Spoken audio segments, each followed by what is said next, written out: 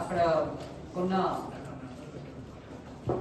Facilities సంబంధించి kitchen, dining hall, store, ఈ మూడు ఏ విధంగా అక్కడ ఉన్న ప్రిన్సిపల్ నిర్వహిస్తున్నారు అంటే స్టోర్ అన్నది నీట్గా ఉందా లేదా, క్లీన్గా ఉందా లేదా, ఏమైనా ఎలకలు ఉన్నాయా, ఏమన్నా పురుగులు ఉన్నాయా, ఇటువంటివి ఏమైనా కనిపిస్తున్నాయా.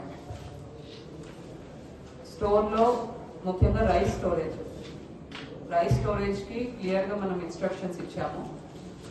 రైస్ స్టోరేజ్ ఎప్పుడు చేసినా కూడా ఒక రైస్డ్ ప్లాట్ఫామ్ మీద చేయాలి, 1 feet అన్న. ఇంకా కొన్ని చోట్ల చిన్న స్టూల్స్ వేసి దాని మీద రైస్ బ్యాగ్స్ పెట్టడం చూసాము. అండ్ గోడ కూడా ఆనించకూడదు, గోడ కూడా 1 feet డిస్టెన్స్ మినిమం మెయింటైన్ చేయాలి.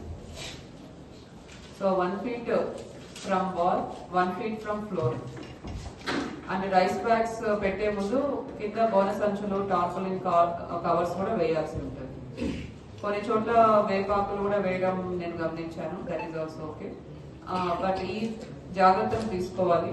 ఉన్న రూమ్ డ్యాంప్గా లేకుండా కూడా స్టోర్ రూమ్ ఏదైతే చూస్ చేసుకున్నారో ఆ రూమ్ లో డ్యాంప్నెస్ లేకుండా కూడా చూసుకోవాలి.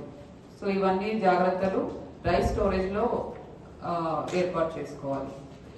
తర్వాత అదర్ డ్రై ఐటమ్ స్టోరేజ్ ఉంటాయి. సో డ్రై ఐటమ్ స్టోరేజ్ కూడా వీలైనంత వరకు ఏదైనా కంటైనర్స్ లో పెట్టాలి. మనకు ఇట్లా 100 kg కంటైనర్స్ దొరుకుతుంటాయి. సో అటువంటి కంటైనర్స్ లో డ్రై ఐటమ్స్ కూడా స్టోర్ చేసుకోవాలి. తర్వాత వెజిటబుల్ స్టోరేజ్ కూడా చాలా ఇంపార్టెంట్. వెజిటబుల్ స్టోరేజ్ కూడా ఒక కింద గోన సంచులు ఇటువంటి వేసి స్టోర్ చేయాలి. కంపల్సరీ వెజిటబుల్స్ మీద ఒక క్లాత్ అనేది పరచాల్సి, క్లాత్ లాంటిది పరచడం ఎక్కువ ఈగలు వచ్చే అవకాశం ఉంటుంది. సో అందుకు క్లాత్ ఒకటి వెజిటబుల్స్ మీద ఎప్పుడు కూడా కప్పల నుంచి నడుస్తున్న హాస్టల్స్ మరి ఎక్కడైనా రిపేర్స్ ఉన్నాయా, రిపేర్స్ వల్ల వాటర్ స్టాగ్నేషన్ ఉందా, అటువంటివి ఏమన్నా ఉంటే కూడా రిపేర్స్ అన్ని కూడా కంప్లీట్ చేసుకొని ఫ్లోరింగ్ టైల్స్ అంతా కూడా నీట్ గా ఏర్పాటు చేసుకొని ఉండాలి. కిచెన్ కొన్నిసార్లు ఇన్స్పెక్ట్ చేసినప్పుడు క్లీనింగ్ సరిగా చేయడం లేదు. ఎస్పెషల్లీ కుక్స్ జెంట్స్ ఉన్న చోట వాట్ ఐ అబ్జర్వ్డ్ ఇస్ కింద క్లీనింగ్ సరిగా లేదు. దానివల్ల ఎక్కువ ఈగలు వస్తాయి. ఎప్పటికప్పుడు ఫ్లోర్ అండ్ అరుగులు ఇవన్నీ క్లీన్ చేసుకోకపోతే మాత్రం ఎక్కువ ఈగలు వస్తాయి. సో అవి రెగ్యులర్ క్లీనింగ్ చేసే విధంగా కూడా చూడాలి.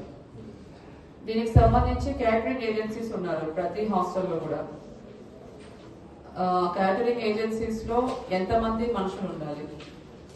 ఇప్పుడు గురుకులాస్ లో అంతా నామ్స్ ఏమున్నాయంటే 400 మంది స్టూడెంట్స్ ఉంటే 4 members కంపల్సరీ, అంటే 100 కి ఒకరు కంపల్సరీ ఉండే విధంగా నామ్స్ ఉన్నాయని చెప్పారు. 100 or 80 స్టూడెంట్స్ కి 1 helper or cook కంపల్సరీ ఉండాలి. ఆ నామ్స్ ఏమైనా ఉన్నాయి?